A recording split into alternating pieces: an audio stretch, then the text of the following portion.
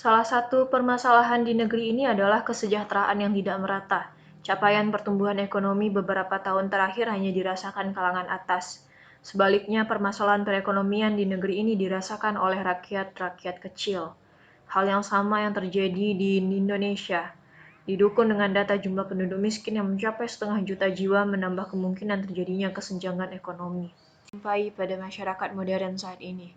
Hal ini disebabkan karena faktor persaingan untuk mendapatkan hal-hal tertentu sangat tinggi, seperti lapangan pekerjaan, status sosial, pendidikan, dan pendapatan dalam jumlah tertentu.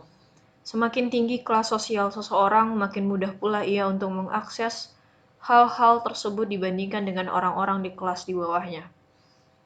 Ketimpangan sosial dari sisi ekonomi di masyarakat saat ini tidak terlepas dari dampak globalisasi. Globalisasi mata uang yang punya dua sisi. Bisa diyakini sebagai perubahan terstruktur dalam skala modern yang ditunjukkan dengan pertumbuhan perusahaan multinasional, pasar uang dunia, dan lain-lain. Tapi, di sisi lain, tentunya hanya kalangan-kalangan tertentu saja yang bisa menikmati akses perubahan tersebut. Pertumbuhan yang tinggi diperlukan untuk memberikan lapangan kerja serta menurunkan jumlah orang miskin dan mengatasi kesenjangan kemakmuran yang semakin melebar. Keadilan antara orang miskin dengan orang kaya dalam hal memanfaatkan sumber daya yang ada harus ditegakkan.